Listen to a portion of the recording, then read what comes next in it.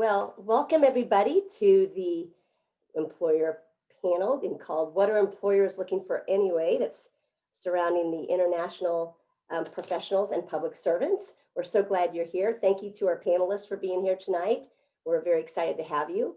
What we will do is I have some questions prepared for you all, and we don't have to go in order, but feel free to make any comments you'd like. Students, you are welcome to utilize the chat space and to ask questions, or you can just turn your screen on and jump right in. So this is very laid back. I will be, just to let you know, I will be jumping off a few minutes early because we have another panel that starts at 7 o'clock. So Howard will stay on while I get the other panel started. So with that, I was hoping that we could just go around and tell us a little bit about you. Maybe if you can, your major and what you're currently doing now. So Chelsea, you're the first on my screen, so I'll have you go first. Please. Sure. Thanks, Kim, and nice to see everyone. My name is Chelsea Mertz. I'm a KU grad from 2010, so it's been a little while, but not too long. I was a political science major while I was there, and I now work in Washington, D.C. for a nonprofit, a non-governmental organization that does advocacy with the World Bank around sexual and reproductive health and rights for certain countries that we work with, predominantly in like Asia, Sub-Saharan Africa, and Latin America. Good. Peter. Kim, Howard, thanks so much for having me. And to all you students, thanks for joining.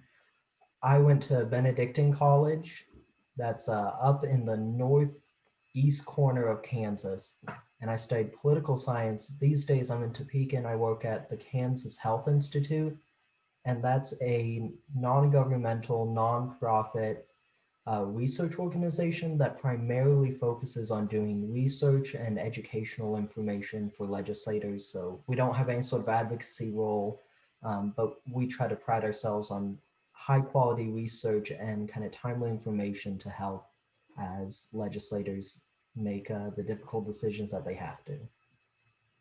Excellent.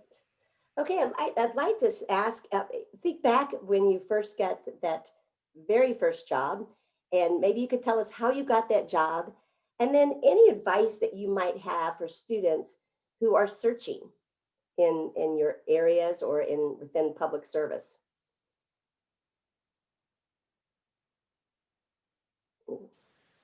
I'm happy to go first, but I have a slightly different initial job post-graduation. I joined the Peace Corps and was actually applying for the Peace Corps during my senior year at KU.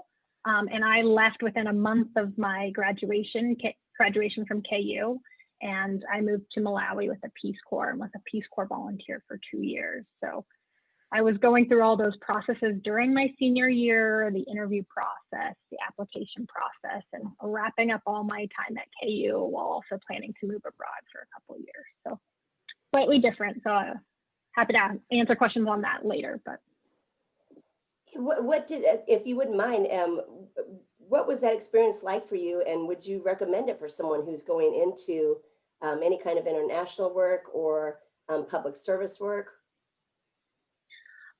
Yes, I highly recommend it. I think Peace Corps has been it kind of turned my eyes onto it in KU with some like international exposure and study abroad and some of the volunteer work I was doing at the time. And then Peace Corps has since been the most formative experience going forward, or what kind of set me on the path of working internationally, working with like women's health and rights. That really kind of opened all the doors for that. And especially for people that are interested in kind of living and working abroad, but kind of not entirely sure what that would look like and want to try to build the skills. Peace was a very good aspect for that, especially post-undergrad, where you haven't necessarily you don't have graduate skills yet, or you don't, you're just kind of like still trying to think about what the next step might look like. Peace Corps is a very good avenue for that. Excellent. Thanks. Peter. So so when I was studying political science, my focus was international relations, and my hope was to go into the diplomatic corps. So I don't know if any of you have looked into that, have looked into the FSOT exam, one of the most difficult federal exams to go into working as in various roles in a consulate or an embassy. And so that was what I was focused on. But my last semester, um, I realized I needed to get some sort of experience. So I started by chance. I just reached out to an alumni who I'd met by chance one time. And I just said, hey, I'm looking for any advice you might be able to give me. Any advice on how you got started, what opportunities I could maybe look for and gain an internship. And then I mentioned it to a professor who followed up with him. And a week later, I had an offer for an internship in the governor's office. So that wasn't exactly a first job, but that allowed me to get my foot in the door. And I went 3 days a week to an hour commute to Topeka. And I really just kind of threw myself into that. And after a month, they asked if I'd be interested in coming on board full time as a policy analyst upon graduation. So my last final was on a Tuesday, and my first day of work full time was a Wednesday. So I went straight from school into my first full time job, um, into the middle of a gubernatorial transition working under Governor Collier. And it was a really amazing experience. And it wasn't what I'd intended. It wasn't what I'd set my target on. I had no real knowledge of domestic policy or state politics, but I really loved the opportunity and have kind of fallen in love with that. Excellent. Um, Let me ask, you both had really unique experiences coming out of college. Um, what what advice would you have for students who are beginning their job search? Especially now during the pandemic, maybe you could give us an idea of what the employer or what the what job kind of availability is, what the overall industry is like right now for hiring in these kinds of roles, and what you might suggest for these students.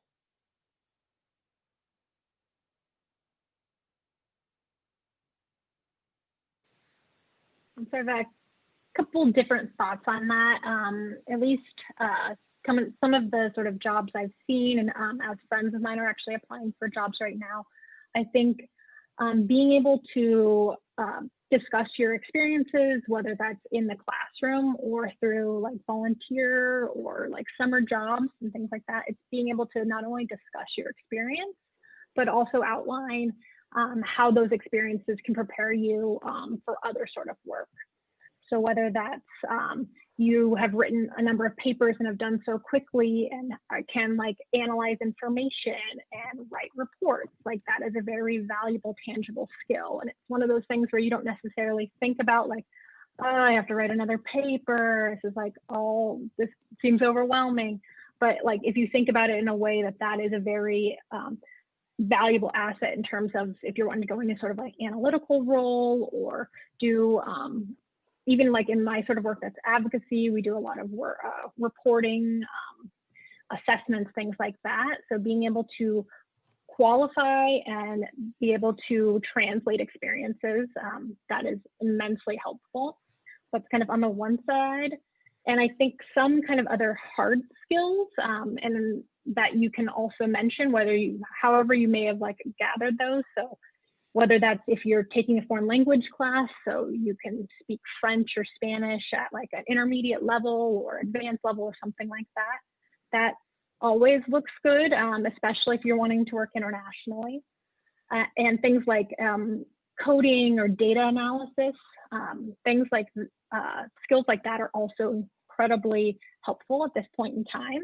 So whether you've done it in a classroom or even if you've had some sort of internship or volunteer experience where you're learning to code data, do data analysis, use things like R or other kind of systems like that, those are very valuable skills, no matter how you obtain them, but being able to talk about them and how you are able to utilize those within your work.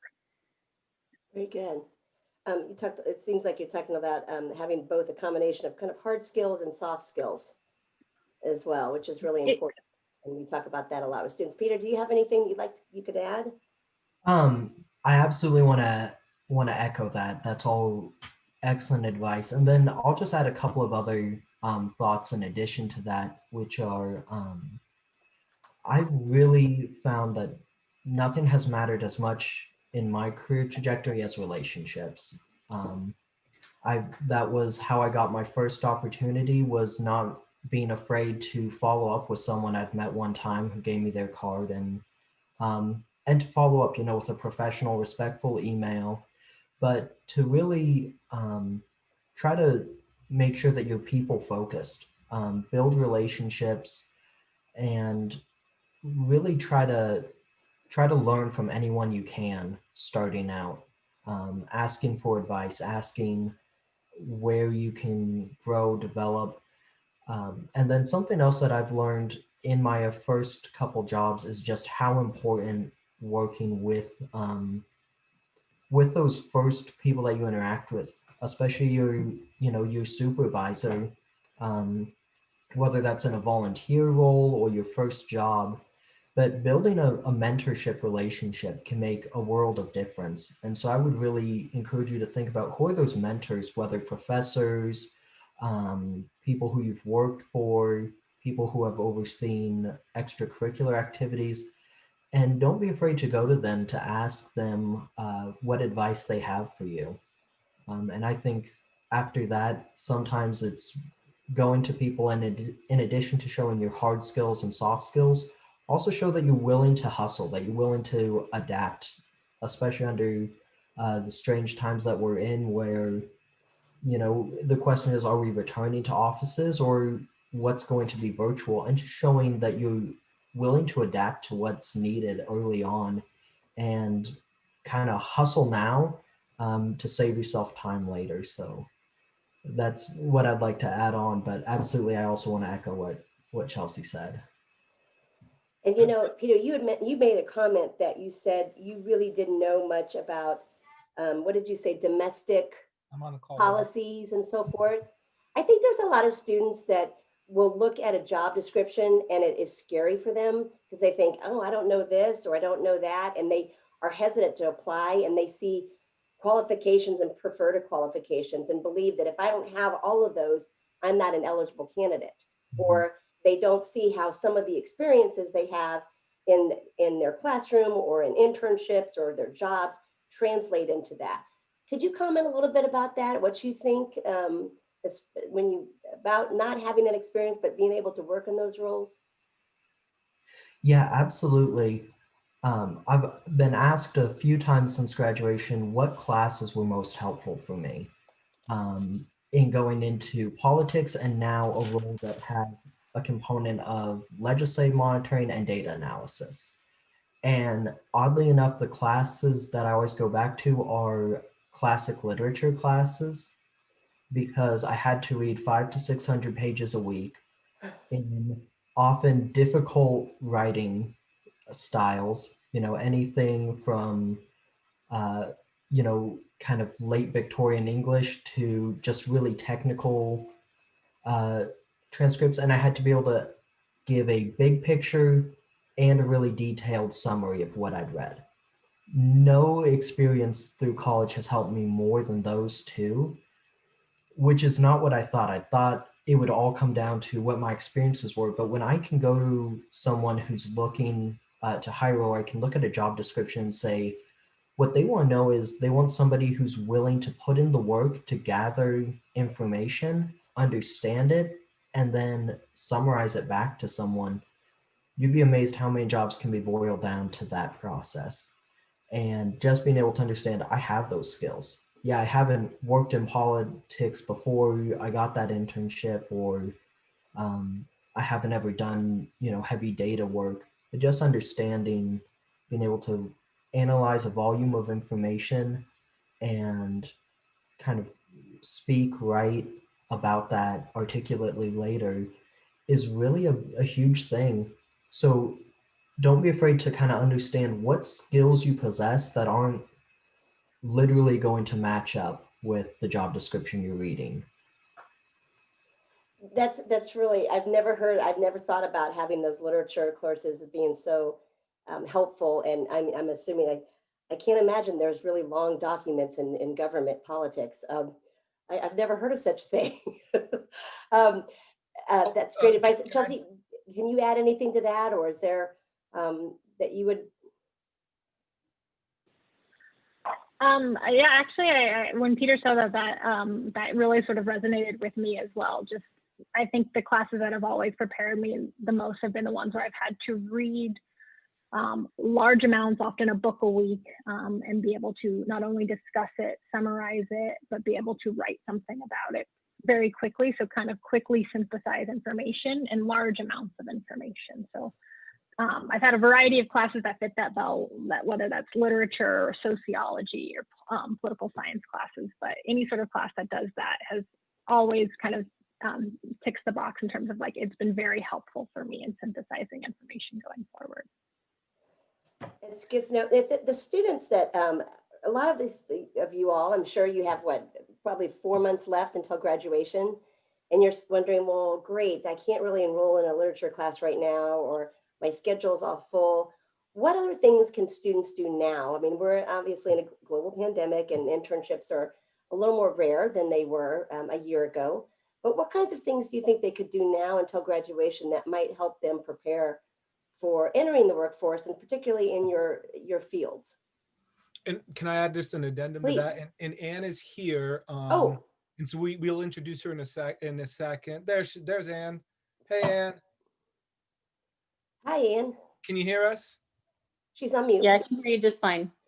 Um, Maybe can we pause, Kim, and let Anne introduce herself for a second? Absolutely, So Anne, please, I'm Anne. sorry. Hi. I gave Anne the wrong passcode, and so that was the issue there. My message left off as 0, so I apologize. That's my fault.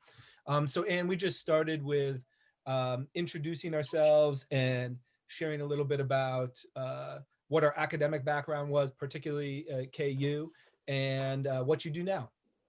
Great. Thanks, Howard, so much for inviting me to the meeting. And we're all dealing with technical challenges, so no worries. I'm sorry that I can't join you from my laptop, having a little bit of difficulty, but hopefully you all can hear me just fine from my phone. We got to roll with the punches and use the technology that we've got.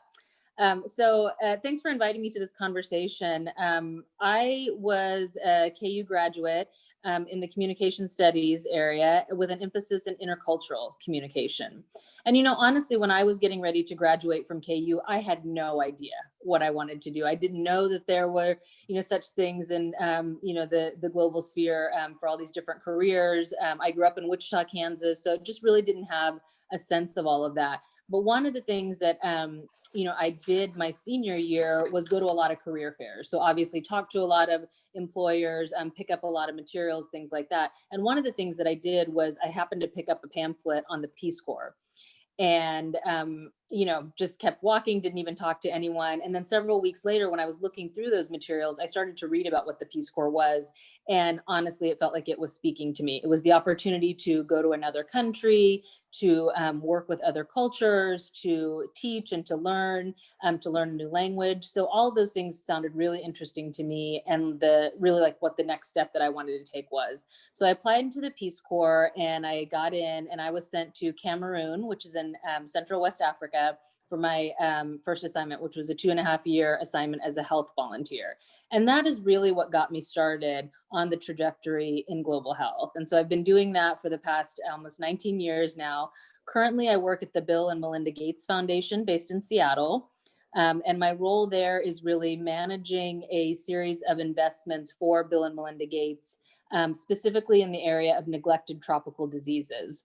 So what I do on a day-to-day basis is really work with either country partners or implementing partners or other governments, any number of stakeholders on investments and grants that we have given to them about specifically neglected tropical diseases. And I've been doing that for a number of years.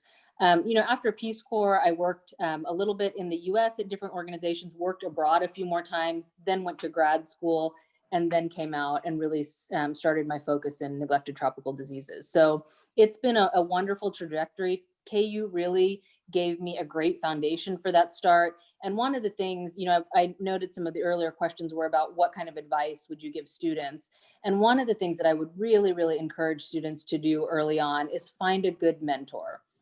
Somebody that can be that link to you. And, because many of you don't have a lot of work experience, it could be somebody at KU like a professor or like an advisor or somebody that you work with on campus that could really help to guide you. And I had a great business communications professor at KU that really helped me to, perfect my resume, letters that I was writing, provided recommendations early on when I didn't have anyone else to provide recommendations. And still to this day, almost 20 years later, I'm still in contact with her and keep her updated on the different things that I'm doing. So a mentor can really be that person who acts as a sounding board, a reviewer for your materials, and then provide recommendations. And really, I think one of the other panelists mentioned that relationships are so key. And that is one part of being a mentor and a mentee, is keeping that relationship and keeping it going so that, that person watches you as you go on from experience to experience and helps you build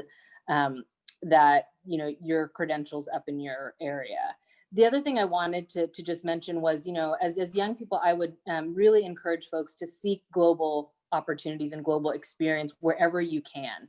I mean, I understand that now we're in a pandemic, so Peace Corps is not even totally functional right now, but I think that they will be sending volunteers back into the field. But even if it's with, your church or your community organization, or any opportunity that you can use to either learn a language or work with diverse populations, that's going to help set you apart from candidates to really be able to show experience in working with global populations. So just wanted to offer a couple of those little nuggets.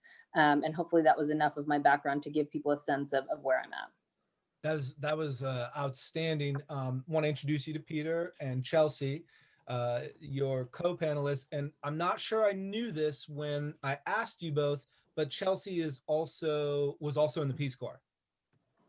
So that's great synergy. I want to follow up just two things I put in the chat, students, and some students we can see, and some students have their cameras off.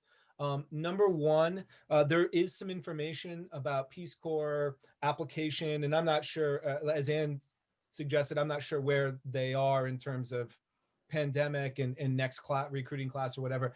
But there is a website for Peace Corps at KU. I put that in the chat. And then also Peter brought this up, and Chelsea and Ann followed. If you don't know about KU Mentoring, KU Mentoring is a platform where we're trying to let students connect directly with alumni to build those relationships, build their network, build that mentoring relationship. We will probably crest 8,000 users there this month. So students, if you're not on, it probably takes 10 minutes to make a profile. You should be really intentional with your profile. But folks like Chelsea and Ann and nearly 5,000 alums are on there now, and it's growing every day. So if you haven't been on KU Mentoring, it's a really great place. It's almost like, I sometimes describe it as a localized Jayhawk LinkedIn. So I think we got, and Kim just put in a note about career fairs coming up. I think Chelsea, you had mentioned career fairs. Yeah, you had mentioned the career fairs, Chelsea, and I just want to let you know that because you had mentioned you went around and talked to people to get an idea of what was out there. And we have a career fair coming up on the 17th of February, and you will have an opportunity to meet directly and actually schedule times with quite a few different employers on Zoom. So take advantage of that. The information's on the bootcamp site, and I just sent you the link as well. So anyway, did you have something else, Howard, you wanted to mention? I interrupted a question before, and I think the question had to do, we were talking about what they can do now. Yeah, and I was going to just tap into that and say, also outside of your classwork, when you were in school at KU or Benedictine, what were there social organizations you were a part of, or involvement opportunities that you did at any time while you were in school that were also helpful for building those skills that we talked about? I'll just tack that on. Also want to hear about your experience, what you did when you were in school. Great. Well, a couple of quick thoughts. As far as what I did that was helpful, I was involved in a whole bunch of, clubs, student government, all that. But the thing that I think has left it most of an impression was I ended up just working as a groundskeeper over summers, and then into semesters I would get up at, some if it snowed, I'd be up at 4:30 shoveling the sidewalks before class so students could get there. Um, and it was something I didn't really think of until later.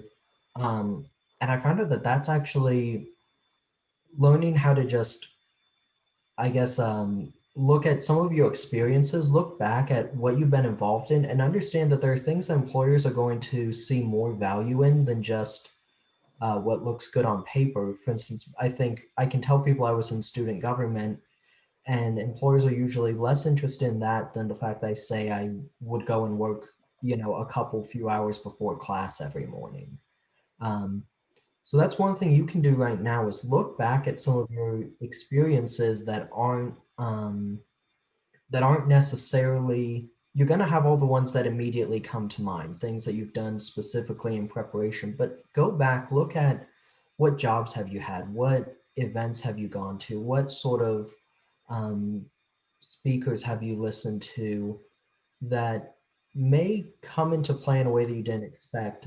And then the other quick thing I'll say that you can do right now that I kind of wish I had done a little earlier is think back to one or two essays that you've done that you're really proud of, and then clean them up. Go back in, find the notes that were left on it, and get a really good writing sample just to have available, so that at any moment if someone says, "Do you have a writing sample?" you know exactly, here's something I'm proud of. I feel good about it. And it really showcases what I'm proud of. And if you don't have something from your classwork that jumps to mind, well, then go out and write something specifically that you're interested in that you can really get behind and say, this is what I'm capable of. And I think that that can be really helpful. And a lot of employers will ask for writing samples. So that's something that you can do now to really prepare. Excellent. That's good to know. So in your experience, you have been asked to bring a writing sample in to just show your thought process, your writing ability, your ability to communicate that you talked about. Yeah, and most employers will ask for a cover letter and a resume. So, and I'm sure that you'll cover that in the next couple weeks. But I usually send in whatever email or whenever I submit my cover letter and resume, I also drop in a note to say I'd also be happy to provide references or writing samples.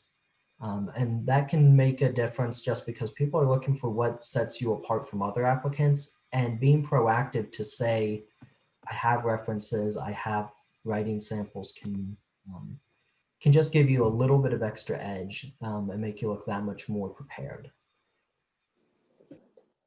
One thing I wanted to that was touched upon, and I think Anne, you mentioned this, that you had gone to grad school, and I think a lot of students think that right after, if they want to go into any of these kinds of lines of work, they have to go directly go get a graduate degree to get in. Talk to us a little bit about that and your thoughts. Yeah, thanks. So that's actually one point I wanted to raise was I really encourage students when I talk to them about their careers to not pursue graduate school right after undergraduate. For me, it was really important to go out and actually get some experience working in the area that I thought that I wanted to pursue, to kind of figure out what I would want to really do more specifically and what my focus would be. Grad school is a big investment of time and money. And before taking that step into grad school, you should be really certain and sure about what you want to specialize in. So for me, once I graduated from KU and I got a couple years of international experience, then had some domestic experience, then went back and did another a fellowship in India and got another international sort of organization, behind me, then I really understood the type of work and the type of additional study that I wanted to do, that would help me set me apart. And for me, it was, I went to Brandeis for graduate school, and I got my Master's of Science in International Health Policy and Management. And that's a mouthful, but it's a really specific degree, because that's what, after working in the field for, some 6 or 7 years, that's what I knew that I wanted to do. And so I did sort of an accelerated program. It was a 1-year program because I already had a lot of field work experience. I was able to do it in 1 year. And then that's what really prepared me to get more specifically into the area that I'm in now, which is management and implementation of neglected tropical disease programs. So for me, I always encourage students, unless you are like super certain and you've had some experience before and you know what you want to do in grad school, hold off on that. It's a really big investment. And so I would say, get a little bit of work experience, get your feet wet, get out there and talk to people and understand what you would want to specialize in before just jumping straight into another academic experience. That's excellent. May I actually piggyback on that too? Please do. 100% agree with Anne, because that was much my same experience. I had a few years in between undergrad. Part of that was Peace Corps, part of that was domestic experience, actually at the Kansas Health Institute, where Peter is now, before going to graduate school. But it was those sort of experiences that really solidified for me what I wanted to do and what sort of program I wanted to study in graduate school. It also helped me to identify scholarships and funding opportunities, to make sure I wasn't going to be stuck with a lot of student debt for grad school, because that's a lot of people take that on, as Anne mentioned. So it helped me to kind of figure out how I could possibly fund grad school, and the combination of things I would need to do, and the time to also pursue those, and gather more experience that not only informed like the sort of fellowship and having that kind of practicum level experience, but it also made my dissertation in graduate school that much easier to write, because I had the experience to base it off of going into it. Very, very important and great advice. Can I ask a question? Please. Awesome. Thank you so much. First, I just want to say thank you to all of you for being here. I really appreciate everything you've said so far. It's been pretty useful for me, at least. But I just wanted to ask, so given that right now we're in, the pandemic, it's kind of difficult to get any sort of shadowing experience or any sort of, I guess kind of what you're saying, any trial before you jump fully into something or dedicate lots of time and energy and money into a specific job or outlook. So I was just wondering if you guys have any recommendations as far as trying to get the most real view or the best type of trial run of a job as possible without being able to necessarily shadow someone in their workplace. Yeah, if I could jump in on that one, that's a great question and really important. One of the things that I would suggest is to try to get some volunteer experience when you can. That's one thing that I did, and use your passion, whatever it is, whether it's whatever area that you're interested in, whether it's the environment or health or any number of things, try to find a volunteer experience that matches up with that. And, for me, as a young person, I really felt so drawn to the HIV and AIDS cause. I didn't even know anyone that had been affected by it, but for some reason it really, spoke to me. So when I was at KU, I wanted to figure out, how can I be involved here in Lawrence, Kansas, when, I don't have any skills and I don't know what I'm doing. And one of the things that I did was I did outreach with the Douglas County AIDS Project. I'm not sure if they still exist now, but, I went to them and, talked about that I had this interest, and was there anything that I could do in terms of volunteering my time so that I could start to learn from folks at that organization. And, it was stuff that, at now looking back, seemed very unimportant to me, but really helped me a lot. It was stuffing envelopes, answering the phone. I'm sure, at this point in time, those type of organizations have gone more to virtual work, but it really helped to build some experience in that area. And when I was doing my Peace Corps application, I used that volunteer experience to really set me apart and say that, yes, I did have some experience working with HIV and AIDS organizations. And that's really what put my application over the edge. And the reason that I was sent to West Africa at the time, because they were sending all their volunteers who had an interest in working with the issue of HIV to that area. So for me, I didn't have a strong language behind me, but some of that volunteer experience really, showed my passion for the work, even though it wasn't sort of a paid job. So I would just encourage you that if you, have an interest in something, to try to pursue organizations as a volunteer while you have the time at this point. I think we had a question. I'd also like to Please go ahead. jump in on that. Please. Sorry. My other advice in terms of how you can kind of find some of that shadow experience or get a real take on something is like informational interviews with people. So kind of similar to, but a little bit different from like having a mentor or the networking is anytime I've kind of either looked for new jobs or even for Peace Corps, I reached out to a few people who I already known had been in Peace Corps, and I corresponded with them and did like a quick phone chat. And even now when I'm in DC, before I had the job I had now, I'd reached out to other people in similar lines of work and just asked, like, can we get a cup of coffee? Or do you have time for a virtual, like, phone call or FaceTime or something for a little bit, especially when I wasn't in the same city, to just ask them some candid questions like, how do you like it? What do you recommend? Is this a good place to work? Or what are the skills this place is looking for? They can be like kind of informal in that way. You can just take like 30 minutes, 45 minutes and ask somebody who's already in that role that isn't like, interviewing you for the job, but just to kind of ask some of those like basic questions and get a realer understanding of what that sort of work or area, what it's like. Hey, Kim, can I jump in real quick? Just following up this awesome Peter was going to say advice. something. Yeah, Haley has a question, Okay. but I want to draw attention to Kim put the volunteer page, which includes a database of volunteer opportunities, in the chat. And Ann, I checked into the Douglas County AIDS Project, and it looks like their work was subsumed by the Heartland Community Health Center about 5 years ago. But it looks like the work is carrying on within that space. But Haley's going to ask a question. But Peter, real quick, does KIH have any volunteering opportunities that you know of, or anything the students might look at there? That's just what I want to say is really one of the most useful tools you have is your phone. I recently had someone who I'd known kind of around reach out to me. He just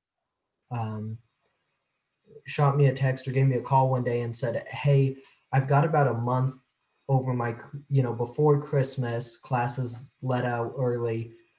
Would you all have anything I could work on during that time? So I connected him and he came on board and just helped out with a couple projects, and he's been great. Now we're bringing him on as an intern.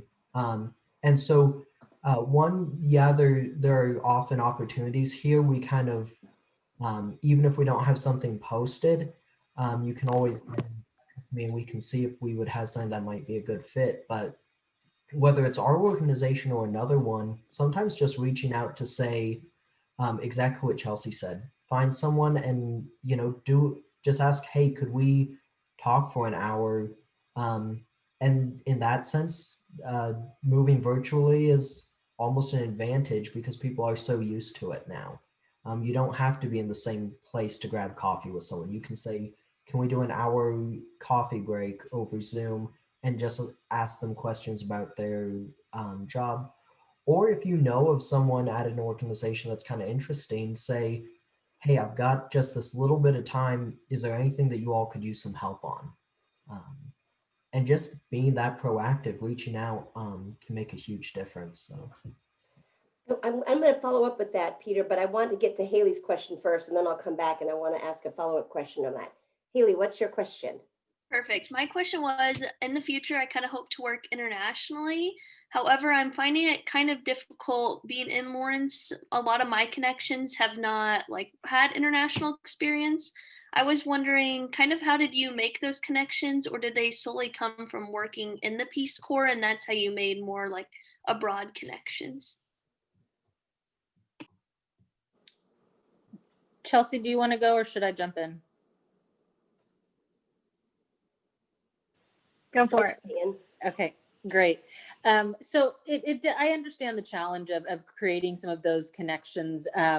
And it is challenging, especially if you don't have those at your fingertips. And so the way that it happened for me is that it was really through that first volunteer experience abroad, where I met a lot of people, just by the nature of living in a different country, who had all kinds of different work experience. And it really exposed me to the world of international development and global health, where I didn't even know that these jobs really existed before. So that's kind of where I started to make some connections. But once you make those connections, and here's where building relationships comes in again, once you leave an experience, you still have to maintain some of those relationships. And so, by nature of other volunteers and people that I had come across through my work in Cameroon, that's how I started building up a network of people abroad who were doing many different things. And it kind of started to expose me to the possibilities of different types of work.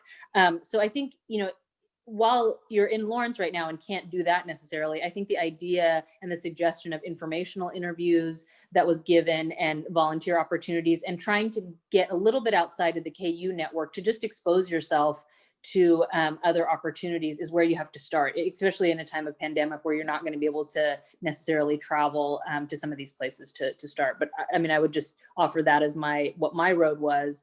And then, using the idea of informational interviews or reaching out for volunteer opportunities locally to try to build a network. You have to start somewhere. Thank you. That's a great question, Haley. You had mentioned, both of you, and I think all three of you have mentioned about reaching out to people. I know, Anne, you talked about mentoring and then networking with Peter, the people that you know. I think it's really a nerve-wracking thing for soon-to-be recent grads to just reach out blindly like that. Or what did they say? What did they say in these emails? Did they send an email? Did they pick up the phone? What kinds of recommendations do you have for somebody who might be nervous about networking?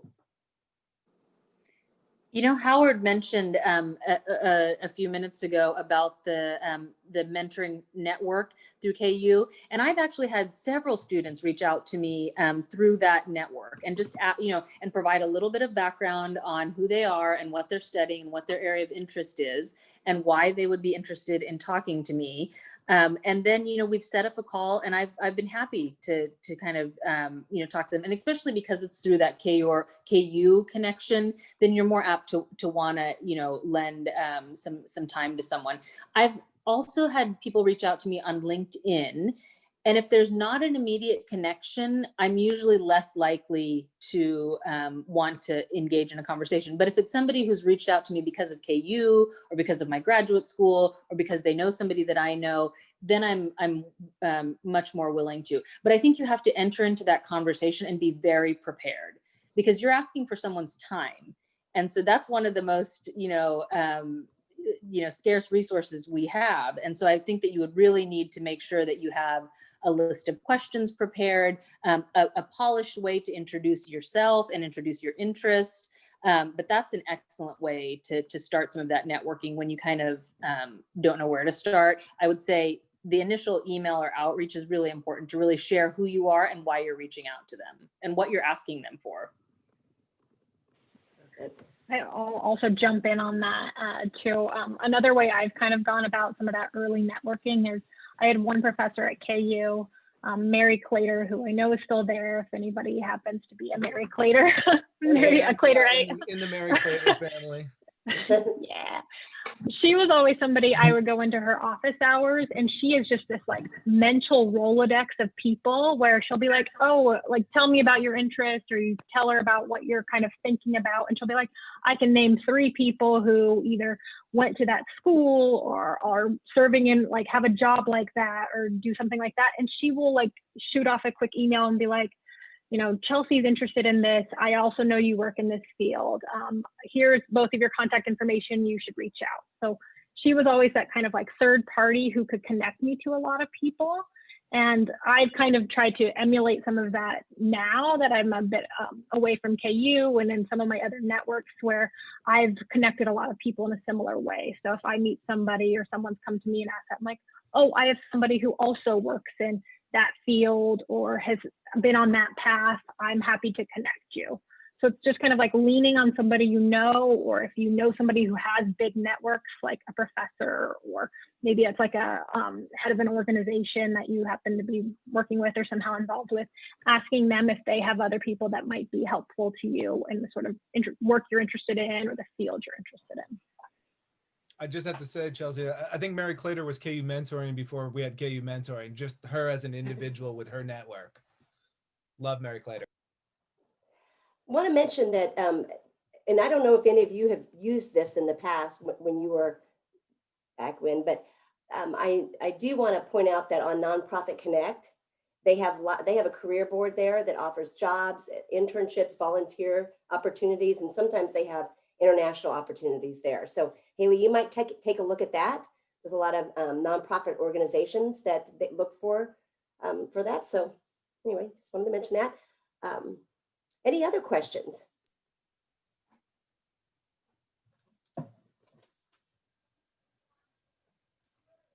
Okay. Well, I think what I wanted to ask now is that, and thank you for your information about the networking thing, because I think that is kind of a scary thing for students, and definitely that mentoring platform makes it so much easier to do that. What is one thing that you would like to share about what you love, about what you do, and about the industry in general?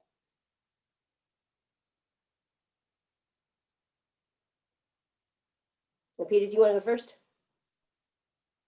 Sure. It's something that you've already heard me say multiple times. It's relationships.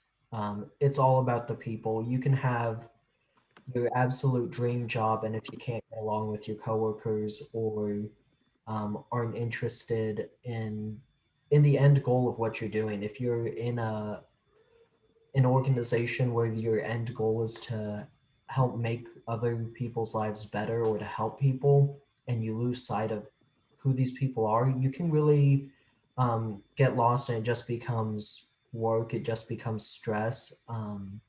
So I would say that my favorite thing about my field is that it does have a real person-centered focus.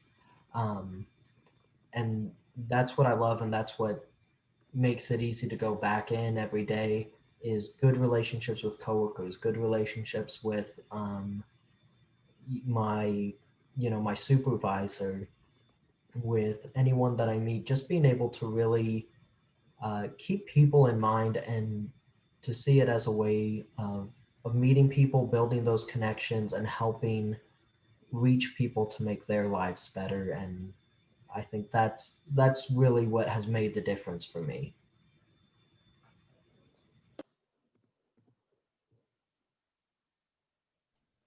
I think Kim needs to go to the other panel, so I'll Yeah, take over, Kim. I'm gonna say goodbye. Thank you to all of our fantastic panelists. I hate to leave you. This is so great, but hopefully our paths will cross again soon. I loved what you said, Peter, that person focus.